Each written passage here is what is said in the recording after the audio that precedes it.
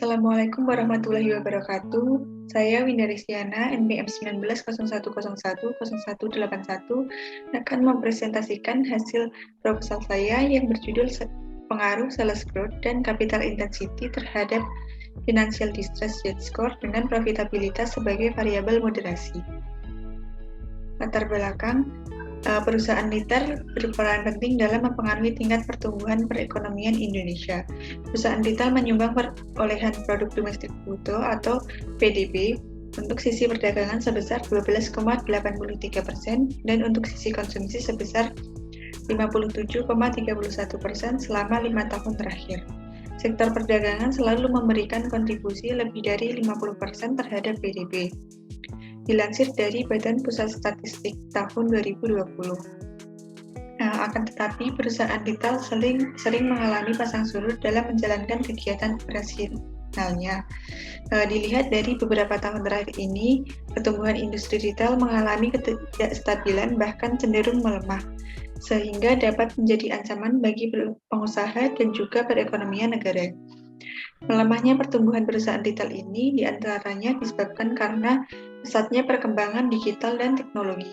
Banyaknya perusahaan retail yang sudah berbasis teknologi yang mengubah pola belanja masyarakat yang awalnya offline menjadi online, sehingga menyebabkan semakin ketatnya persaingan dan juga menyebabkan penurunan daya beli masyarakat yang berimbas pada menurunnya laba perusahaan retail.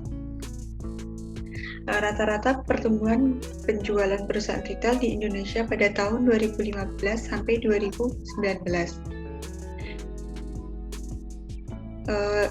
Berdasarkan data yang diperoleh dari Bank Indonesia, industri retail mengalami penurunan rata-rata pertumbuhan penjualan yang terjadi pada 5 tahun terakhir, di mana pada tahun 2015 menunjukkan angka 13,65%,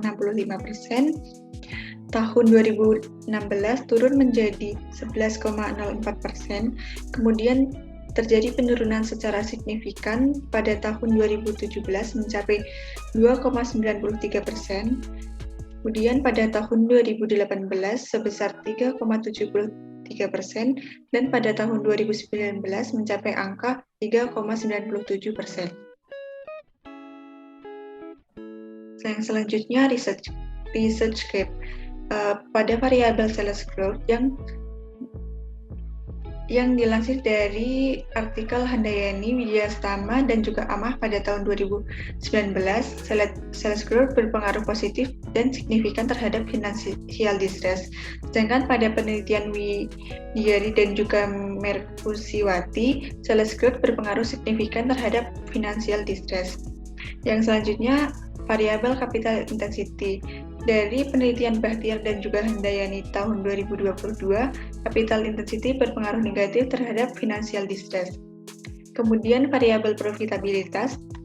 Dari penelitian Bernardin dan juga Indriani pada tahun 2020, profitabilitas memoderasi variabel dan berpengaruh terhadap financial distress.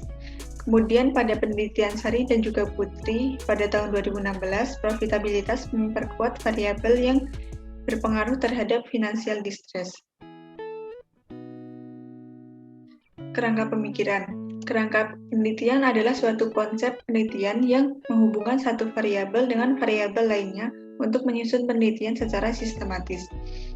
Kerangka penelitian yang akan diteliti adalah sebagai berikut, yaitu variabel X1 sales growth, variabel X2 capital intensity berpengaruh terhadap financial distress atau variabel Y yang dimoderasi dengan profitabilitas atau variabel Z. Selanjutnya tinjauan pustaka. Di sini pada penelitian ini menggunakan teori sinyal, yaitu menurut Brigham dan juga Houston. Teori sinyal adalah suatu tindakan yang diambil perusahaan untuk memberi petunjuk bagi investor tentang bagaimana manajemen memandang prospek perusahaan. Teori sinyal merupakan teori yang menjelaskan alasan perusahaan menjadi memiliki keinginan untuk mempublikasikan informasi laporan keuangan pada pihak eksternal.